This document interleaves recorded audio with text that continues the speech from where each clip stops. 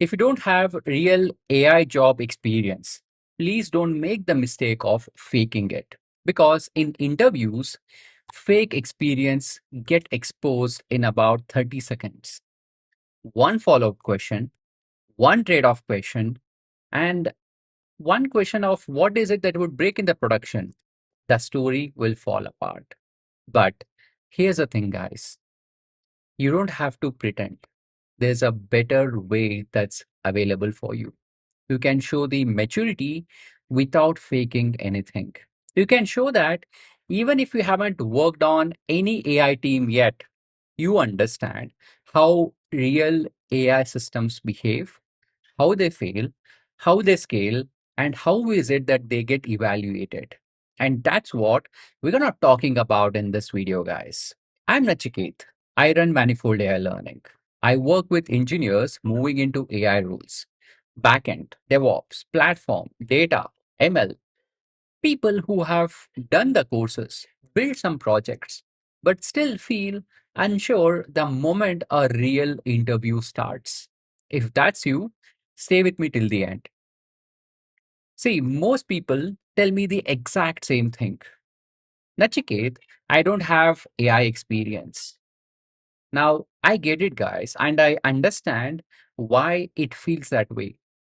But honestly, that's not the real problem. The real problem is you don't know how to demonstrate the readiness. That's the real problem that you have got right now. Now, if you look at what most learners put in front of an interviewer, it will be as simple as a chatbot with PDF, a LangChain app, a basic RAG demo, an OpenAI wrapper, a Streamlit thing, a GitHub repository with no README. Now, I see this a lot, and this is the common pattern. And these projects are not useless, but that's not the issue. The issue over here is they are presented like tutorials, not like the engineering work. Now, there's a clear line between the tutorial and the engineer work. The tutorial project will say as, I have followed the steps, but a mature project will say as, I made the decision. Now that's the gap, guys. And that's what we're going to close in this video. Here, the exact reason, let me just talk about as how this falls apart in the real interview as why the fake experience is going to fail. See, imagine someone will say as, I built an RAG chatbot using the LangChain and OpenAI model. The interviewer over here does not attack, but what they will do is they'll ask one calm question. How do you handle the irrelevant retrieval? Silence.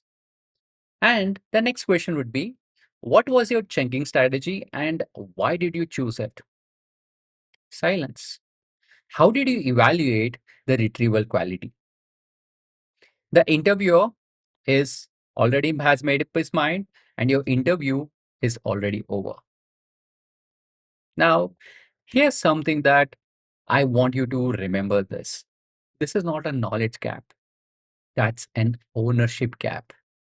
Interviews don't expose the lack of confidence, but what they expose is lack of ownership. If you didn't make the decision yourself, there's nothing behind the project that you have to defend. And no amount of memorized answers can actually fix that. And this is where many learners get stuck. And honestly, I understand why. Because most courses don't teach you to defend a system, they teach you to build one system. And honestly, those are very different skill set. Now, the question that comes to our mind is, so if we can't manufacture the real job experience, what can we actually do right now? See, you don't fake experience, but you simulate the responsibility. Now, let me explain as what that actually means.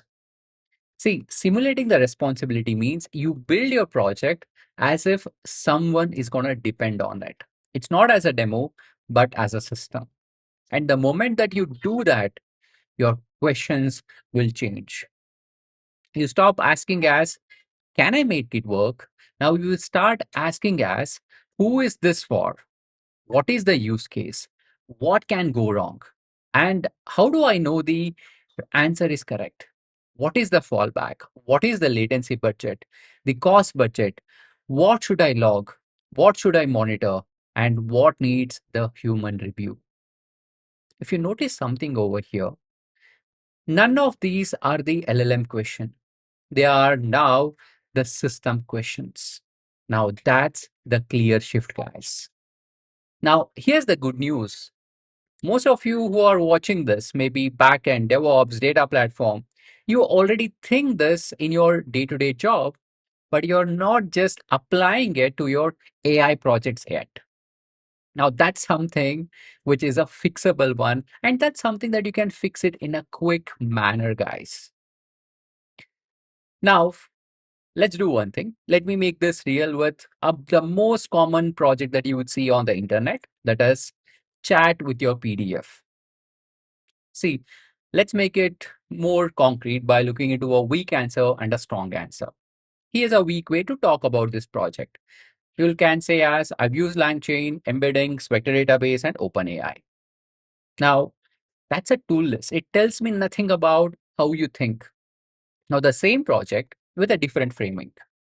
I built an enterprise style document assistant where the documents are ingested, chunked, indexed, retrieved, re-ranked, evaluated, and monitored. I designed it to handle the irrelevant retrieval, stale documents, hallucination risk, latency spike, and missing source attribution. If you take a look at it, both are actually talking about the same project, but sending a completely different signal. See, the same project can look junior or senior depending on the thinking that you attach to it. Now, whenever you start working in any project, so the question is, how do you actually get there? See, you walk your project through 10 different layers: use case clarity, architecture diagram, data flow, retrieval strategy, evaluation strategy, failure handling, observability, deployment thinking, security awareness, and trade off. Just 10 passes, one layer at a time. That's it. The mistake is not building a simple project. The mistake is just stopping there at the simple project. Now, I want to be very honest over here. Let's talk about the GitHub for a minute, because most repos that I see are the code dumps, just code. There's no context, there's no diagram, there's no reasoning. Don't do that. Now, a serious AI project repository should answer 8 key questions. Who is this for? What problem does it solve? What does the architecture would look like? What design decisions did you make? Why did you use a particular vector database? Why did you use that chunking? Why this orchestration pattern? What trade-offs did you choose? Accuracy versus latency, cost versus quality, RAG versus fine-tuning, and what failure modes exist and what did you do about them? Or, and the another key question that you need to ask over here is, how did you evaluate the quality? How would this run beyond your laptop? And finally, what would you do differently next time? See, your GitHub repo should not just show the code, it should show the judgment. That's what a senior interviewer is scanning for. It's not your stack, but your clear judgment over here. Now, this is the part that most people underestimate the most, that is articulation. You can have a decent project and still lose the interview because you can't explain it well. Now, if someone talks about, tell me about your AI project, don't just start by saying, as I built a rack chatbot using the LangChain and OpenAI. Now, that's a Twitter bio, not an engineer's answer. Try this instead. I built a production style rack system for document question answering. The core challenge was not calling the LLM. The real challenge was the retrieval quality, source grounding, latency, and failure handling. So I designed it with ingestion, chunking, embedding, retrieval, re-ranking, response generation, logging, and evaluation layers. I documented the trade-off around the chunk size, vector search strategy, fallback behavior, and monitoring. So if you hear the difference, the first answer talks about the tools, and the second answer now talks about the decision, constraints, and the failure mode. See, this is something that I want to highlight right here. The goal is not to sound advanced. The goal here is to sound responsible. And honestly, if you just rehearse this one and answer 10 types, maybe do it on camera and watching it back, you'll actually outperform most candidates in your bracket. Now, that's not an exaggeration. That's just what I see. Now, I know that not all of you are coming from the same place. Now, let me speak to you separately for a minute. See, if you're a fresher, don't pretend to have an enterprise experience. It will not survive a single follow-up question. Build 2 or 3 deep projects, defend them well because depth beats the volume. If you're a backend or a software engineer, you already know the API design, you already know the deployment, reliability, testing, observability. So bring that into your AI work because most pure AI learners can't write a single clean service, but you can. And that's your edge. If you are in DevOps or platform, infrastructure, CI/CD, Docker, Kubernetes, monitoring, LLM ops, and AI infrastructure are wide open for the people like you. So lean into it. If you're data or ML, evaluation, data quality, drift, experimentation, now that's your home territory. So most AI candidates can't speak about the evaluation properly, but you can. If you're a senior engineer with 7, 8, or 10 years of experience, please don't position yourself as a beginner in AI. Now, that's a positioning mistake. You're not starting from zero, you're just translating your existing engineering maturity into the AI system. So, stop hiding it and start using it. Now, let me make this very direct, guys.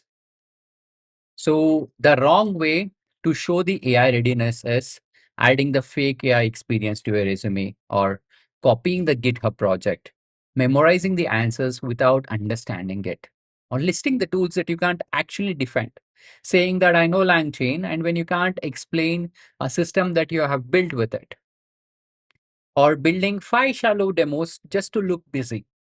But the right way over here is this: build fewer projects, build them deeper. Document your decision. Explain your trade offs out loud. Record yourself explaining the project. Now watch it back. Cringe a little. Fix it. Prepare your failure mode answers before the interview, not during your interview. And understand the production constraint. See, the 5 shallow projects will not beat one well defended system. Now, this is uncomfortable.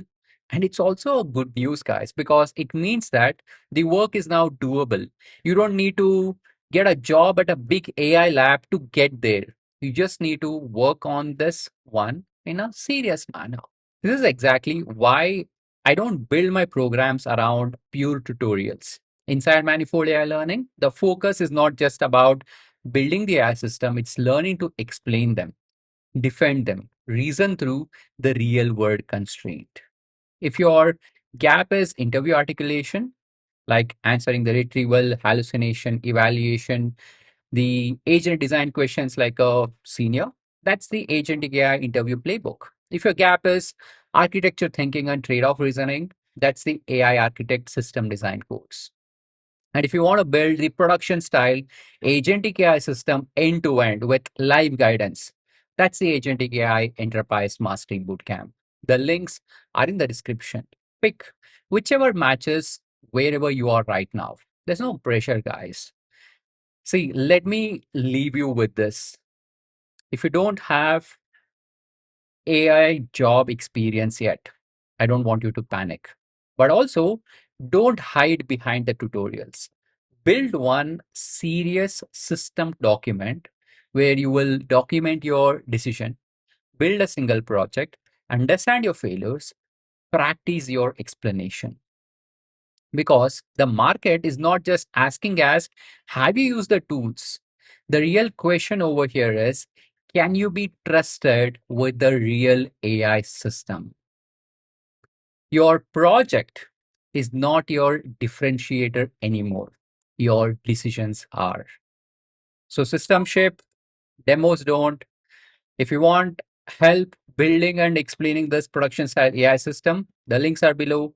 I've added the right learning paths there. I'll see you on the next one. Take care, guys.